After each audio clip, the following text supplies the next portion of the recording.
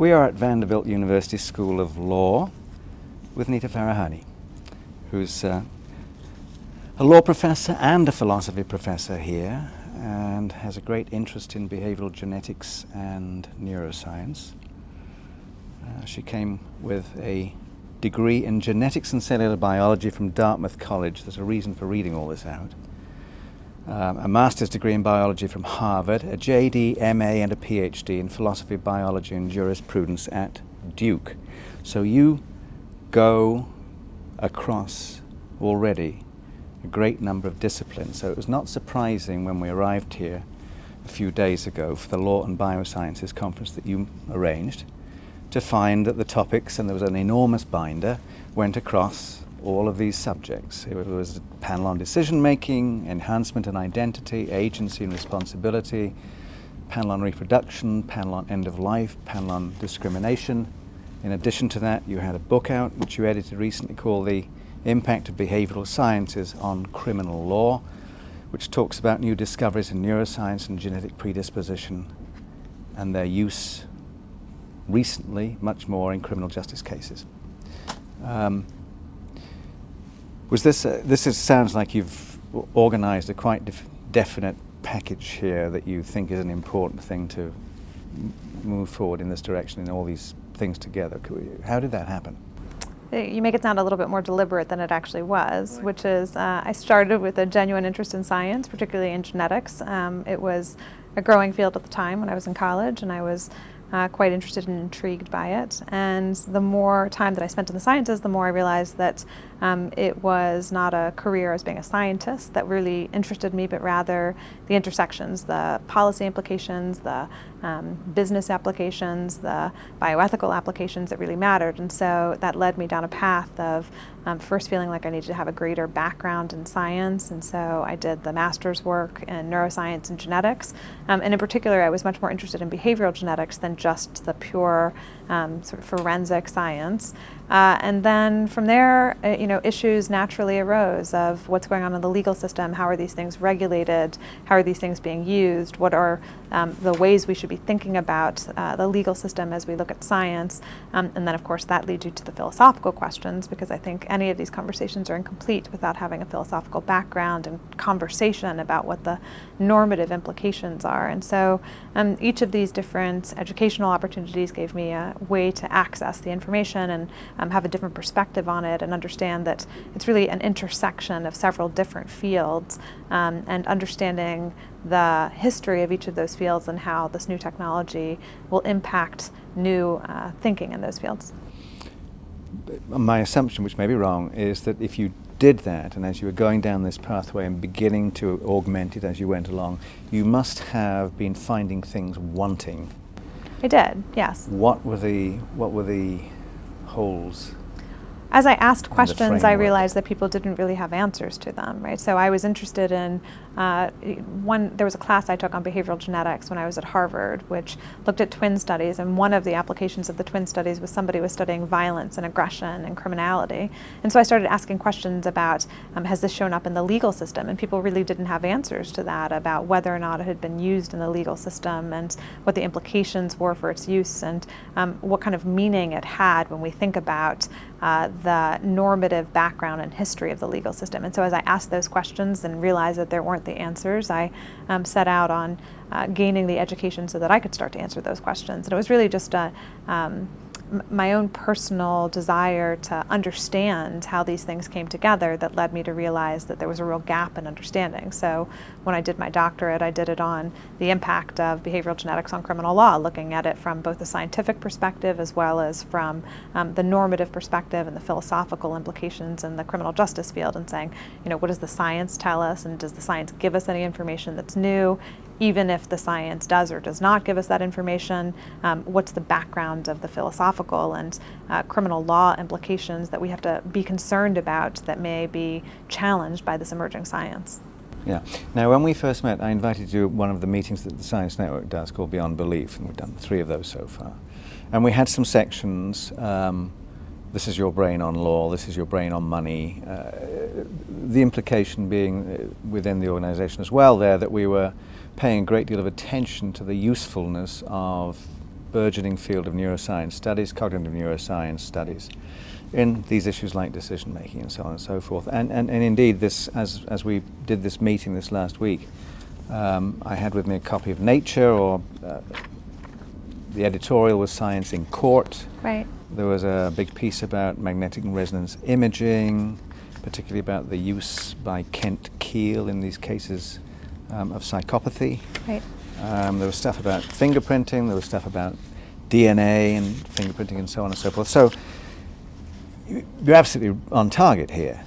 It's quite clear. Another piece from the Trends in Cognitive Sciences by somebody fairly local here, Fred Shah, on neuroscience, lie detection and the law, in which he was making the point that although there's some hesitation about the efficacy of fMRI, whether it's just pretty pictures which are extremely seductive to a general audience, one of the reasons they're not usually allowed in court, nevertheless, as a piece of evidence, their level of reliability is at least as good as many of the things that are already admitted in court, so why not? But it's a very different argument from a scientific perspective, which is seeking this certitude almost, if you like, to saying, well, pragmatically, we should be doing this. And I found that during the conference, one of the major distinctions here was between the sort of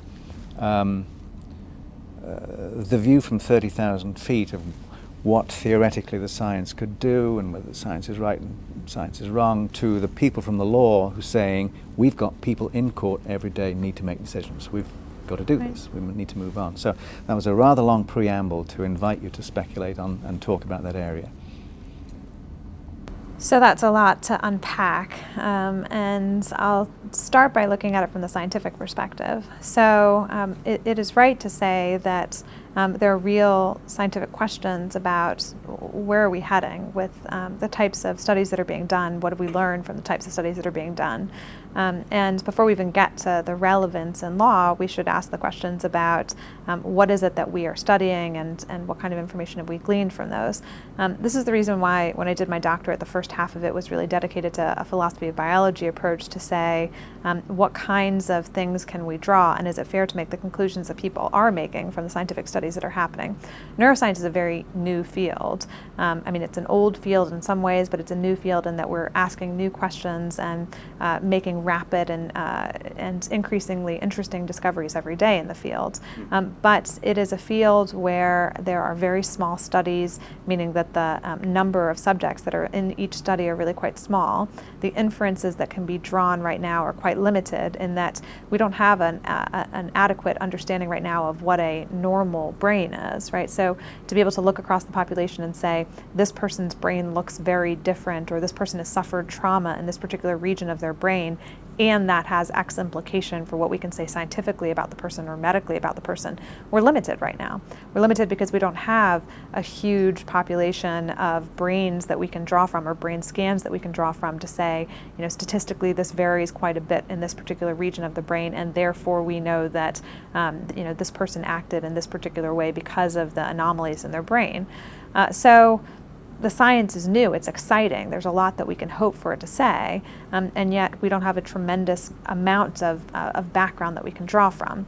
So we take that, which is a field that is rapidly evolving and producing exciting results every day, and we look at the legal system, which is always, it seems, interested in finding new ways to provide objective evidence to answer age-old questions that we have. And the most popular, of course, and the first area in which this evidence has been introduced is criminal law, but that's just the beginning, right? So if we're talking about using evidence on behalf of an individual, so new brain studies that show this is how we can explain a person's behavior. It's going to show up in criminal law first, in part because the stakes are so high in criminal law. We're talking about people who have their liberty at stake, and so any new evidence that can help us in that decision-making process, people are anxious to introduce. But we see it rapidly being introduced in other areas of law as well. And in each area of law that we look at, we have to ask the question first, what does the science tell us? But second, what is the background assumption with which we're working for in that area of law, and is this evidence relevant in light of the background assumptions that we're working with from that area of law?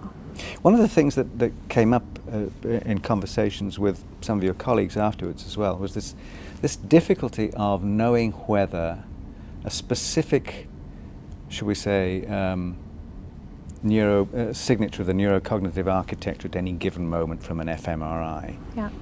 whether that actually constitutes, is what would be there at the time of the commission of a putative crime, and whether how you could possibly then go from one to the other. And there's this concept in law, is there not, of mens rea as well, which means that you actually have to have an intent in mind, as it were, at the time to. Could you explain that and the difficulties with that?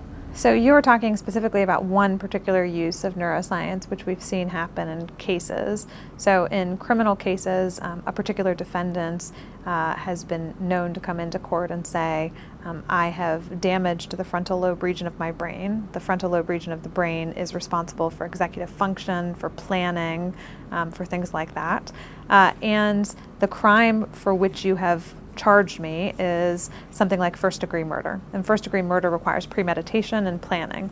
And so they say, look, because I have damage to this area of the brain, which is necessary for planning and for premeditation, it is difficult, if not impossible, for me to have planned and premeditated this crime. It's much more likely that the way that I acted was impulsive rather than premeditated and planned.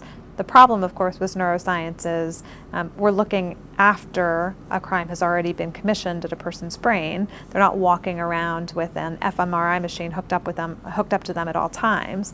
And so if we want to know what was the person thinking at the exact moment that they committed the crime, we don't have that answer. Instead, we simply have some understanding of how their behavior generally works, some understanding about the general nature of their predispositions, and we can make a slightly more informed and educated, perhaps, guess at what their mental state was at the time of the crime. But that begs the question, what do we mean by mental state at the time of the crime?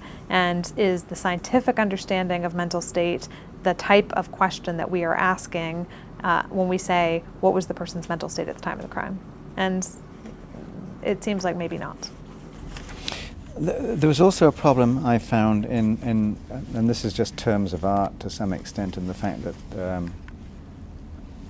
the vocabularies, although they might use the same words, have different meanings now, or the meanings have evolved in specialized disciplines, so that these just giant big totem words like trust, or the self, or the individual, there's a sort of common sense, folk wisdom way of using these things, which tends to be what lawyers still employ, I think. Whereas you So I disagree with you. Oh, good. I think that I thought you were actually going to say that the way that we use those words in common parlance, so the way that the lay person uses it, or even the way that an expert in a different field uses it, like a scientist, has a very particular meaning, and in law there's a very different meaning. And that, I think, is true, which is that lawyers use words to mean very specific things: trust, identity, personhood. They have a very different meaning in law than they do in something like a philosophical debate about free will. And when we look at those differences, we start to understand why some of this evidence may or may not be relevant to the fundamental questions that we're asking from a legal perspective rather than a philosophical or scientific perspective. Well, in fact, we do agree, and that's the direction I was going to go in, because what I was talking about was when you're talking about something like a self or trust, for example, you might be using language in neuroscience where you're talking about the construction of representational networks and so on. It has a different construal to it, and sometimes I felt like there was a barrier between the two disciplines. But maybe that's just going to go. That's just time. That's just it'll be just familiarity and so on. Well, so I agree that there's a barrier. Part of the reason why I wanted to have the educational background in each of these areas is because it seems like people don't always realize from different disciplines that they're using the same words in very different ways. Yeah. And so a lot of the conversation can end up stalled because they can't access the same vocabulary when they are using it to have such different meanings. And so I try to serve as a role sometimes of a translator, right, which is to use the meaning behind the word rather than the tag of the word in order to be able to have a richer and more meaningful conversation across disciplines.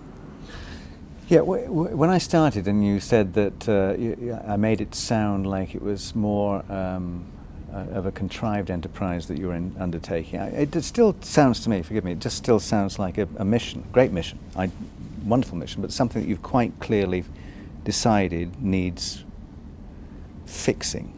So, I mean, I agree with you in the sense that now I am on that mission. But when I started and went down this educational path, it was really just a passion to understand and master a particular area without the intention of necessarily becoming a legal academic or somebody who was weighing in on public policy issues in this area. It was instead really quite intentionally simply to understand and master these different areas and to answer questions that I personally had.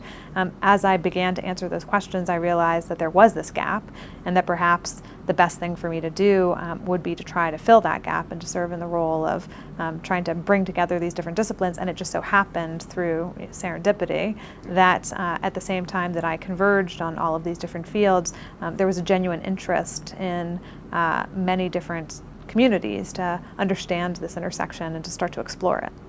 Okay, so how did you get into this in the first place? Is there some contextual background here, family influences, parents in science in any way? So my father is a cardiologist, and so I grew up with an interest in science and talking about science at home and really engaging in a lot of dialogue about the state of healthcare, for example, the state of different new technologies that were emerging and what the implications of those technologies were. So this was dinner time conversation with my father, and really started out thinking that the only way to explore that interest was in medicine and to become a physician.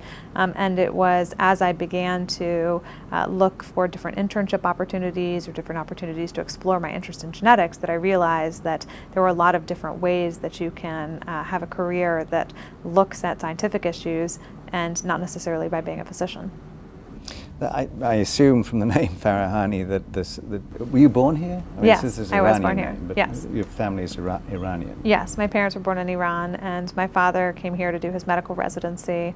My mother came over a year later after she was finished with her nursing education, and my father had planned with my mother to return to Iran, but they came over at the end of the 60s, and then by the time they were planning on going back, it was the beginning of the Iranian Revolution. And so they were waiting to see if things would blow over, because at that time it just seemed like there was some unrest, and things have not quite blown over yet. So, not exactly. So do you still take an interest? So there's an interest, do you have a particular interest in politics and international affairs? And I'm just wondering if that also derived from the... particular in that I am engaged and interested in it, and obviously interested in what's happening in Iran and happening in the Middle East and worldwide. But I'd say no more particular than having a genuine interest in following it. I haven't been that engaged in international affairs, for example. But policy issues. I mean, as you know, that we concentrate on issues at the intersection of science and social policy. I could obviously sit down and talk with people who are quite focused in just driving ahead on bench work or so on, or right. on niceties of constitutional decisions. I mean, how this situates itself in society is something that I would think, from having read these books and the papers and the way in which you assemble groups, that you must have this overlap going on all the time. Overlap with international law or overlap with policy? With policy. So I think it's interesting the kind of distinctions that you drew, because one of the things that I encourage scientists to realize is that even a bench scientist, that there are significant policy implications of their work, and that every person in each field needs to recognize that there is a bigger social context in which they're doing their work, and that their interests may play out. And so whether you're a bench scientist or a legal academic or an attorney or a philosopher, all of that I think converges ultimately on how it affects the world, and whether that is the world, your smaller political political niche or the broader international community, I think it's important to recognize that, especially in this area, which is scientific advance, there are tremendous policy implications of that work.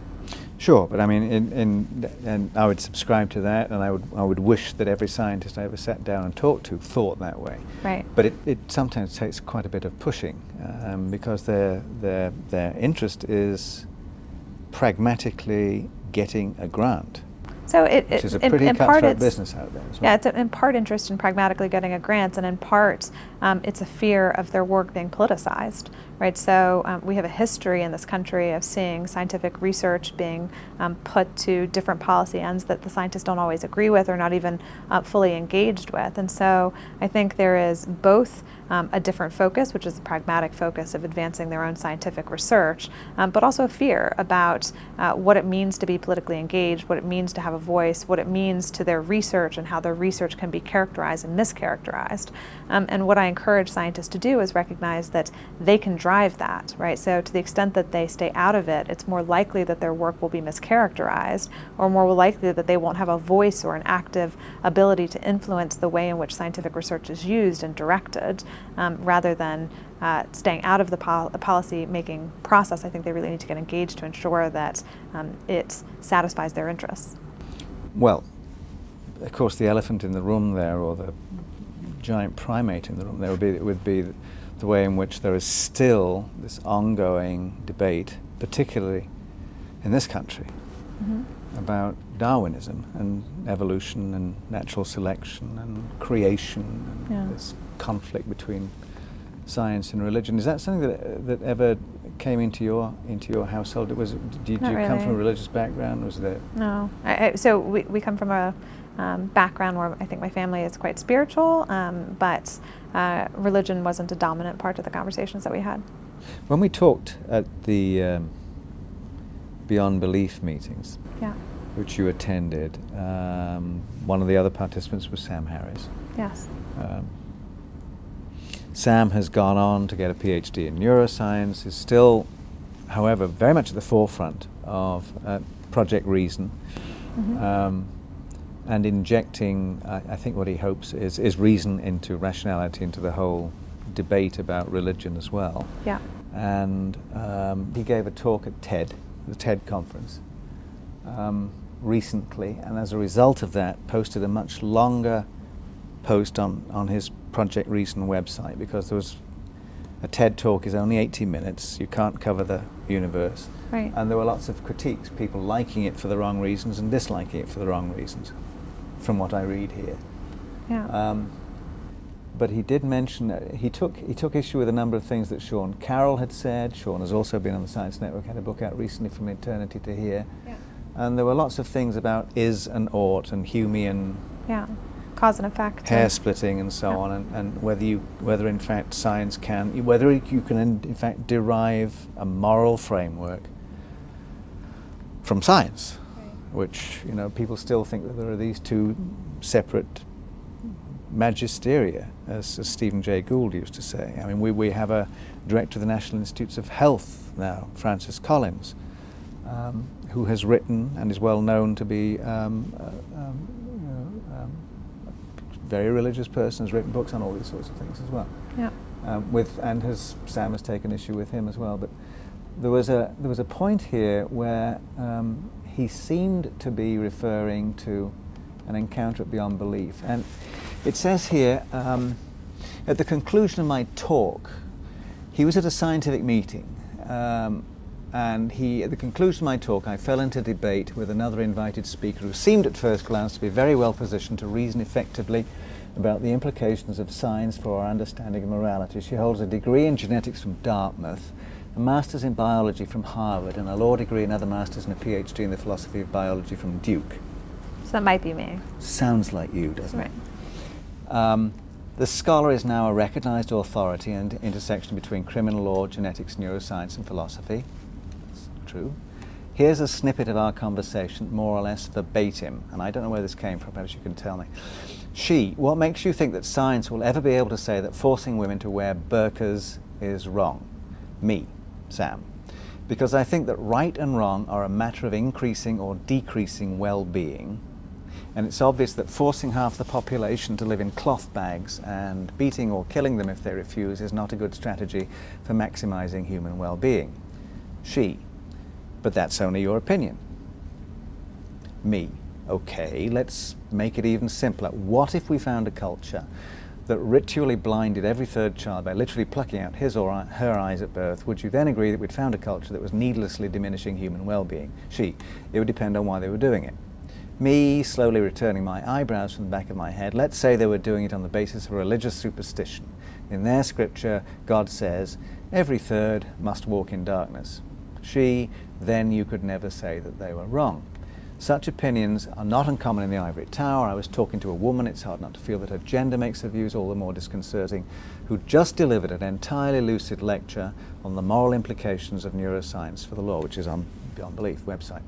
She was concerned that our intelligence services might one day use neuroimaging technology for the purposes of lie detection, and so on and so on and so on and so forth. So he says, while listening to her talk, as yet unaware of her liberal views on compulsory veiling and ritual enucleation, I thought her slightly overcautious, but a basically sane and eloquent authority on the premature use of neuroscience in our courts. I confess that once we did speak and I peered into the terrible gulf that separated us on these issues, I found that I could not utter another word to her. In fact, our conversation ended with my blindly enacting two neurological cliches. My drawer quite literally dropped open and I spun on my heels before walking away. Sounds like a interesting reaction. It does. When did that happen? Because that wasn't in the meeting, was it? No. So I dimly recall having a conversation with him, and if I remember correctly, it was about a 2-minute conversation as we were boarding a bus to go to dinner that evening, where obviously we didn't have an opportunity to truly explore both of our views on this issue. The reason I bring this up is that I thought, having done Beyond Belief 1, which was created an enormous amount of interest, obviously, and then Beyond Belief 2, Beyond Belief 3, that we'd, pretty much done it. There was the new atheists were in the ascendant, the four horsemen were riding, and so on, and it went on and so on. But I thought we'd kind of dealt with the issue, but it appears not, because dealt with this which is issue? The issue of whether of the science versus religion thing that you don't want to talk about, but I want to go beyond that. Yeah. And say that this is founded on something else, and this gets into the philosophy area and the theology area. And the reason I think it hasn't gone away, I just picked up a copy of the Philosopher's magazine, this current one, which is talking about beyond the new atheism, the new stage in the God debate. I take Sam's view to be one that's a lot broader than just religion. It's about morality generally. Yeah. And this is an area that I'd say Beyond Belief 4 potentially could explore in greater detail, because I think we haven't. This is where I'm going to, because I'm trying to figure out, having said that we obviously there's still something out there. Right. What do you think we should tackle next? Well, so, when I say that I am not willing to really talk about religion, it's because first I think there are people who are better positioned to have the conversation with you about evolutionary biology and religious issues, which is not really my area of scholarship. But moral reasoning, moral thinking, the differences between potentially theoretical concepts of morality and legal concepts of culpability, these are really rich and interesting conversations to have. And the conversation that I had with Sam is a little bit telling of the gulf between people who focus in one area versus another one, versus a kind of multidisciplinary perspective. So, my conversation with Sam got at the point that I think that biology alone will not be able to tell us what are essentially normative questions. And it's true that we can, perhaps to Sam's credit, look at issues like what does diminishment mean or what does enhancement mean. But ultimately, I think those are also normative questions rather than purely biological ones. And it'll be difficult to do things like measure happiness and well-being and be able to have objective measures of those when they're normative concepts about what do we want our society to look like, what do we think is the ultimate measure of happiness and thriving. Yeah, so let me go to this Philosopher's magazine. There's a piece in here by Ronald Aronson on the phony war, he calls it, between science and religion. Some interesting points he raises in here, which I think go much more in the direction you want to talk about. And he says, in the United States, at least, most ordinary citizens would tend to agree, when asked by the most recent Pew survey where they get their ideas of right and wrong, 29% answered religious teachings and beliefs, while 5% looked most for guidance to scientific information. But the largest number, 61%, saw themselves standing on somewhat less substantial ground, choosing either philosophy and reason, 9%, or practical experience and common sense, 52%. These figures suggest that the vast majority of Americans have a clear sense of the role played by human thought in reaching moral conclusions, that is, norms of right and wrong exist without being sanctioned by divine authority or science. He then goes on to talk about the fact that Francis Collins, as I mentioned, is now running NIH, despite having written a book called The Language of God, which was, pretty severely indicted by Sam Harris, who doesn't think that somebody with those views should be running and giving out grants based on science. And then this person suggests that one of the reasons that Collins is actually there is not that he was appointed precisely because of his religious views, and that it's an attempt possibly to appoint somebody who's both a scientist and a highly public believer, and the administration might have seen that as a way of reconciling science and religion. I don't know whether that's true or not. Yeah. But so this whole notion of common sense, people having these views of what's right and wrong, and by extension apparently assembling a morality as they navigate through their social lives, rather than having some rigid set of rules that they adhere to, seems to be more the point, and that's the area that you are comfortable in working in, right? Is that?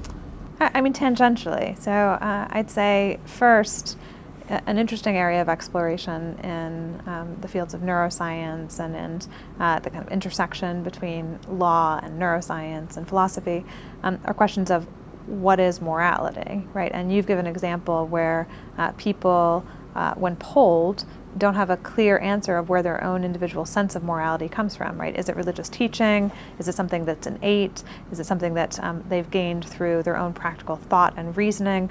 Neuroscientists are trying to locate that in the brain to see, are there, for example, universal truths, just like there's some concept through Chomsky, right, that there's a universal grammar that underlies language. Many people are exploring the question of, is there some things that across cultures, across time, are a shared sense of what's right and what's wrong, and is that something that is innate, that's hardwired into the brain? And that is one perspective, right, which is it perhaps is the case that if we see a lot of different cultures, a lot of different religions, a lot of different people across history and across time sharing similar beliefs and values, that perhaps it is essential for human thriving, and that's the reason why people choose to adopt those standards and those norms, and that perhaps even we can understand religion that way, as having being motivated by some innate values. I don't know what the answers to those questions are, right? So I don't know how good the science is in that area. These are, of course, issues that we've grappled with historically. We've grappled with since the beginning of time of what is religion, what is morality, to what extent is it actually innate versus something that is externally taught in a social construct. The area that I'm working on a little bit more is to try to ask one particular question, right? So I can't solve this entire huge debate, but I can look to start to understand what's the difference in the grammar that we have between moral responsibility. So I'm interested in just that one particular question. I mean, I'm interested in other questions generally, but I'm studying and trying to grapple with and unpack what is moral responsibility, and is there a difference between our concepts of responsibility in an area like philosophy, in an area like neuroscience or the scientific community generally, versus our concept in law, or is there a similar idea that underlies all of them? So why don't you at least, so tell me what you mean by moral responsibility. So we blame and stigmatize people for acts that they do. An example is, if I go and drive my car after having several glasses of wine, and I do so in a manner that risk danger to other people, is that something that is a morally blameworthy act, such that you would say, I think that you are a bad person, somebody that I can stigmatize and say that you have done something wrong, quite apart from whether or not a police officer has ever arrested me and done a breathalyzer, and quite apart from whether or not I've actually committed a legal wrong by driving under the influence or harming any other person. And that question of, to what extent is a person responsible for their acts, and to what extent can we blame and stigmatize them from their acts, may have different meanings in philosophy and in neuroscience than it does in law. And that issue is one that I'm trying to unpack and to try to come up with a theory that might actually unify both. My view is that we've been talking about a concept of freedom, and in legal decision making, people say the concept of free will is an empty one and one that doesn't matter very much. And the people in philosophy and in science say the concept of free will matters quite a bit. If we can't show that a person has true control over their conduct, right? If we can show that there is a scientific basis for the reason that a person acted the way that they did, then you can't assign to them blame, responsibility, and stigma. And likewise, in law, you shouldn't be assigning to them blame, responsibility, and stigma. And my view is that there may be a richer concept that we're using in law for freedom, and that concept is one that allows us to find people both legally responsible as well as morally responsible. Okay, but let me just play devil's advocate and use an absolutely basic and rather crass formulation, which is that, if you don't have the concept of freedom of will, this all turns out to be a can of worms, doesn't it? How can you run a system without? Well, that's my point, which is, so in law, people have taken a compatibilist approach, which is to say that even if we were to find that a person, that we could explain their behavior based on their brain or their genes or their environment, nevertheless, there would still be a good consequentialist reason for holding them responsible, which is they have in fact committed a criminal act, and it is necessary for us to have a functioning society and to protect the general welfare of society, and that to do so, we have to choose to hold certain people responsible, which may mean incarcerating them, which may mean treating them, which may mean punishing them. Whatever it is, there may be a good consequentialist reason for holding people responsible. And scientists and philosophers often throw their arms up and say, that's crazy, right? If we can actually show that a person isn't free, then you can't assign blame, responsibility, and stigma to that person. And I think that there is more than just a hard compatibilist approach that we could take in law, which is to say that there is a difference between freedom of choice and freedom of action. If a person has the ability to act freely and identify with their actions, then that is both a sufficient basis to hold them morally responsible as well as legally responsible. Okay, now you think about these things all the time, philosophers do, but just for a general audience as well. Yeah. A utilitarian position, a consequentialist position, how do you deal with the problem that when do you end the sum of consequences? When do you say that you've finally reached the end of all the possible consequences and therefore are able to make a decision? Yeah, so people have rich theories of utilitarianism that help them answer these questions. I draw more from utilitarianism and consequentialism and moral philosophy than I have developed a full theory of utilitarianism, but of course that's one of the biggest objections to utilitarianism is which costs do you count, right? If utilitarianism is about the greatest good for the greatest number of people, how do we count what the benefits of the system are versus what the negative attributes of the system are, the costs. And most people would say that the most direct costs, the ones that you can measure, and the most direct benefits are the ones that should be included, and very remote benefits and very remote costs are difficult to attribute to the choice that you've made. And so you have to draw the line at ones that are high probability and most directly related, rather than low probability and least directly related to the issue that you've resolved. So how do you contrast with that with the, again, I'm just getting a sort of political justice 101 from you, which is great. How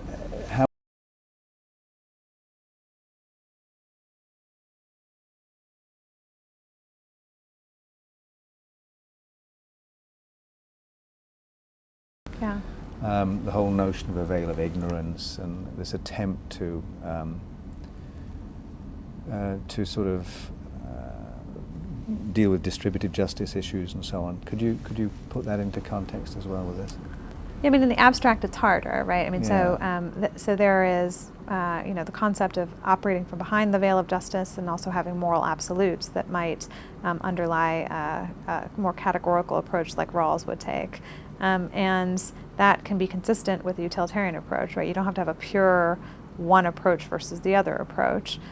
You can say, there are limitations, and we can understand those limitations through the lens of Rawls. There are different models that you can approach. So, an example would be, we could look at the criminal justice system as being a purely utilitarian system, where we're just simply trying to maximize the best possible outcomes, or we could look at it as a system of justice, right? And we think that perhaps retributivism is the appropriate thing to be using as our metric of justice. And retributivism would say you have to use punishment that is commensurate with the crime that the person has committed, the harm that they've inflicted on society, as well as their own personal moral culpability, and that retributivism is a required response from society, right? So you'd say if somebody has committed a harm against society, then society has not just the right, but the obligation to respond with punishment.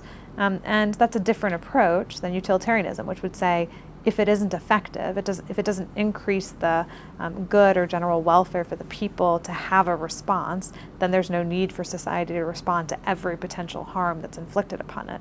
And these are competing values, but they can also be complementary values. You really need to draw, I think, from multiple different theories of punishment and justice in order to have a system that really reflects societal values. Another approach that is out there at the moment that people may have heard of, a new book by Amartya Sen called The Idea of Justice, the capabilities approach that he and Martha Nussbaum have espoused.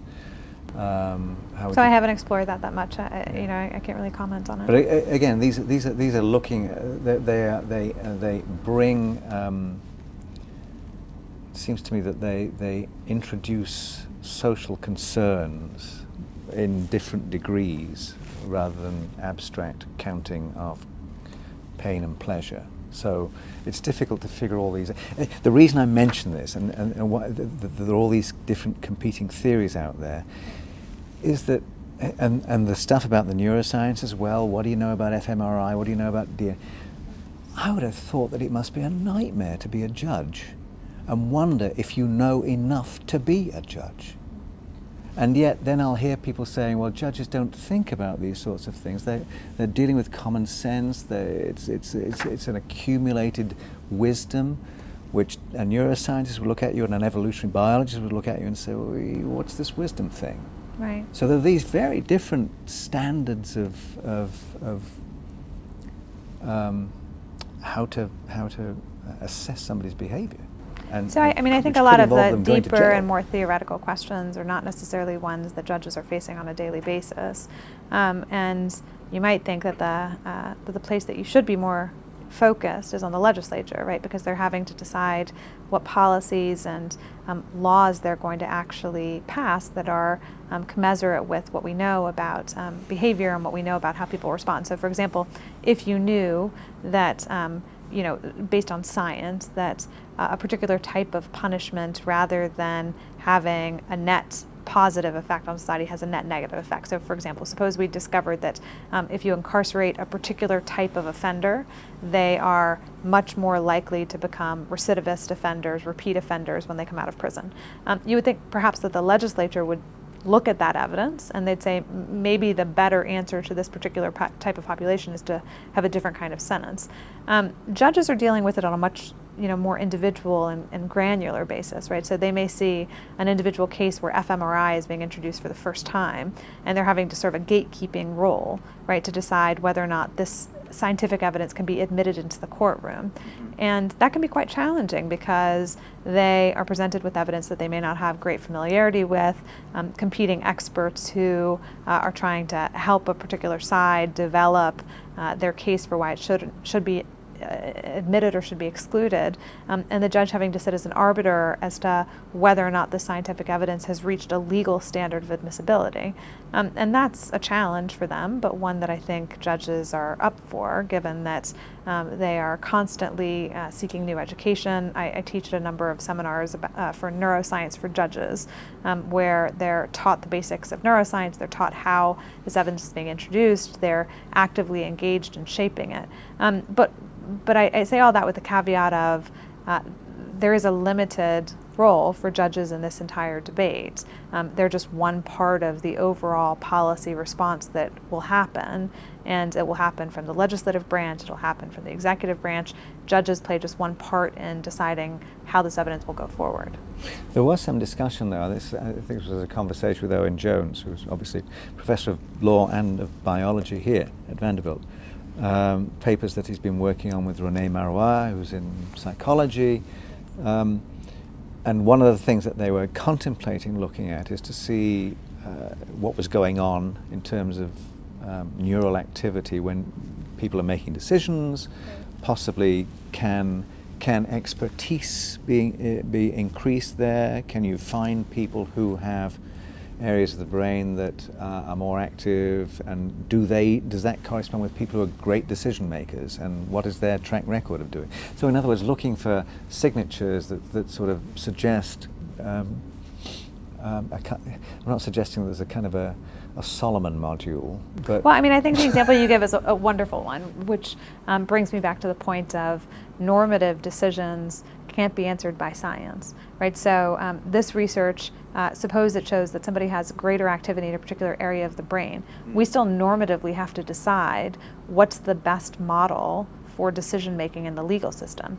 Is it a cross-section of people who have a lot of activity in a particular area of a brain and less activity in that particular area of the brain because it's more representative of the people? Is it that we think that there's greater impartiality and we think that's a value that we wish to maximize when people have a particular area of their brain that are activated? And so that normative decision-making is something that is quite apart from whatever science may reveal. We still have to decide what we think society would best look like.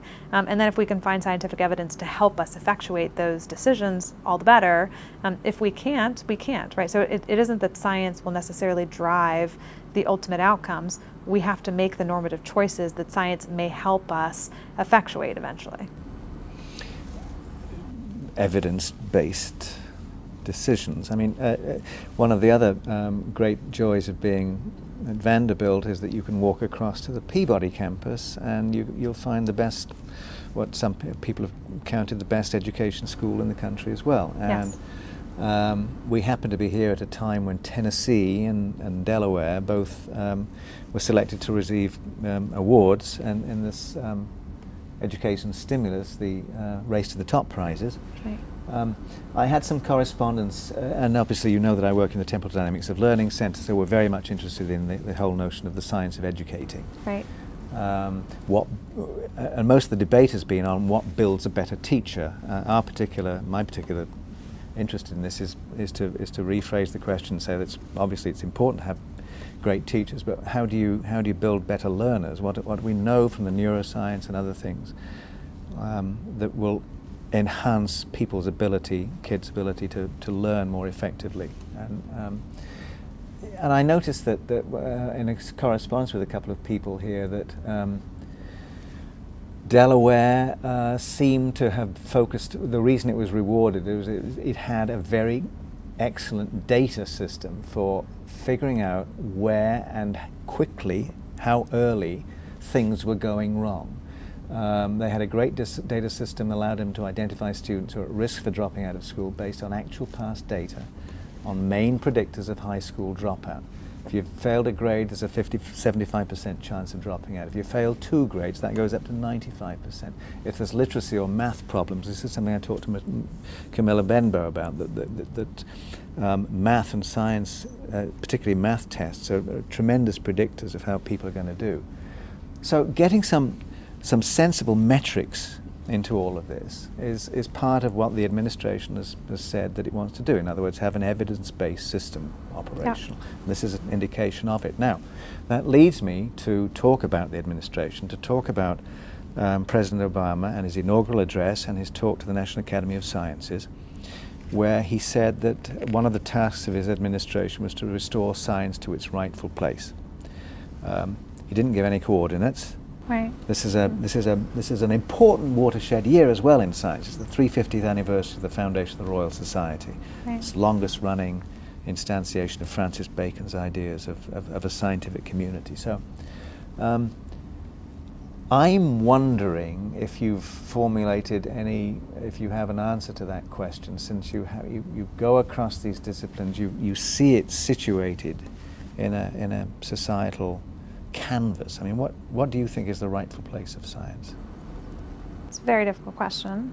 I appreciate and echo the administration's view that science is an essential part of society, and that we can look at society and see that without scientific progress, that an entire nation is unlikely to progress, and the entire world is unlikely to progress, and that it is an essential part of the characteristic of any government and any community and society.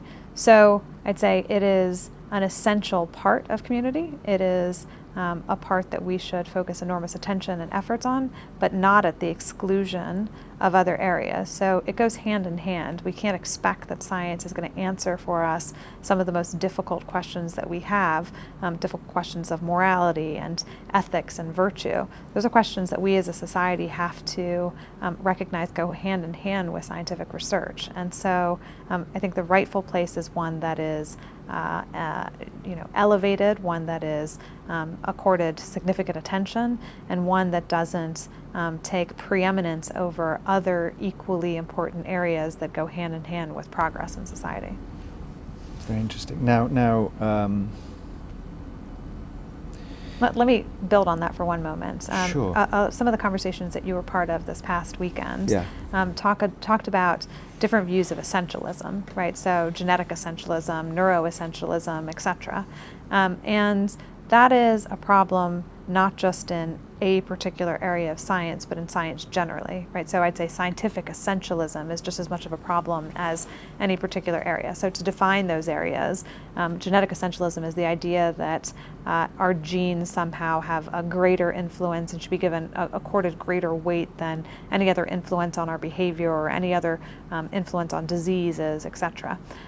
Likewise for neuroscience, right? The idea that it's all localized in our brain. If we could simply unpack the brain and get into that black box, we'd suddenly have discovered the answer to the universe. And I think it isn't that simple, and I think the idea of scientific essentialism is just as concerning, which is to say, if we had the answers to science, if we could unpack human nature, if we could unpack nature generally, we'd have answers to all of the hard questions we've been grappling with in life, like what is personhood, and what is agency, and what is identity, and what are morality and ethics and virtue, what's the role of religion in society. These are hard questions that science can't answer alone. It may be that science gives us some new insights, but it's just one part of overall societal advance and overall progress. Right, but there we are back to those the problem with those words and the different usages. Well, each of them gives the idea that we privilege what is objective versus what is subjective, and I'd say we can't think that somehow science is objective in a way that normative decision making isn't. Right? It isn't any more objective. It is another field. It's another angle. It gives us one more perspective on human behavior and nature and society. But the difficult questions aren't going to be answered by science alone. But why would you need anything more than, as Pat Churchill would put it, constraint satisfaction problems being solved to end up with a system of virtue ethics and a system of morality? Well, I mean, so if I can see that when you are making a moral decision, a particular area of your brain is activated, and that everyone, when facing a particular decision, say it's the decision whether or not to punish someone, a particular area of their brain is activated, that doesn't answer for us whether or not punishment is appropriate punishment is good. The model of punishment that we have chosen is going to maximize human welfare, because we have to first say, what do we mean by human welfare? What are the values that we wish to maximize in society? And if we can localize it in the brain or localize it in the gene or understand the genetic and neurological components to what is human nature and what is human behavior, then we have one more factor that we can take into account in trying to come up with what we think will maximize the values we wish to maximize. But that conversation isn't one that's answered by science. It's one that's answered by normative discussion and thought. One of the things that I've been asking people over the last few days, is that their views on all of these things, judges' views, teachers' views, educators' views, one assumes they must be predicated on some model of the mind or some model of human nature that these people who are making decisions have instantiated and that they are using as their... Right. But these vary. There aren't. No, that's right. I mean, there are some people who believe that, we should understand humans and everything else in society simply as machines, and that they are predetermined machines that are playing out, the causal determination of the universe. And therefore the concept of responsibility is an empty one, because it is every action can be explained by every causal factor that came before it, and to ascribe responsibility to some concept of agency or self or person, it is an artificial construct that we've created. That's a model that somebody could take, which would then color, of course, their views about all of these things, and they might say, the key to understanding everything is to understand the causes. If we can understand all of the causes, then we have the complete answer, and we can descriptively explain why things are the way they are. The idea of normative decision-making is an empty one in that kind of universe, and obviously I'm operating from a slightly different perspective, which is that we can understand that there are natural causes that precede actions doesn't answer for us whether we assign values to those actions or not. Those are normative decisions that I think we have the capability to make. So even if we come to the conclusion that none of us are free, we will continue to operate as if we are, and I think that that is a valuable thing to understand and to operate within that construct and constraint. Okay, just unpack two words for me, if you wouldn't mind, because I hear them used differently in different disciplines. One is the word normative. Yes. And the other is this term of art, agency. Yes. So could you just put them into a... Sure. So descriptive means that you are describing the world without assigning any value to it. Normative means that it is not the is, but is the ought, right? So this is the way things ought to be. We can understand moral thought as being either, right? So some people may say moral decision-making is nothing more than descriptive is of what's happening in the brain and instantiation of the brain versus a normative approach, which is to say this is positing how things ought to be. And the question is, where do we get that ought from? Is that ought something that is predetermined? Is that ought something that we are actively taking part in shaping? So that gets us to agency, right? Which is if you have the idea that you are a machine, that you have no control over your actions and it's all predetermined, you would say you are not an agent of action. Instead, you are a product of causes. By contrast, you could say that if you believe that decisions and actions emanate from some aspect of you, something that you identify with, then we could say it is your agency that is bringing something about. And you might say, if I have a reflex, right, to raise my hand, you knock my hand and I raise it, that might not arise from my agency. But if I decide to raise my hand to ask a question, that is an agent-driven action because I am consciously deciding to raise my hand, and I am effectuating that decision through the actions that I take.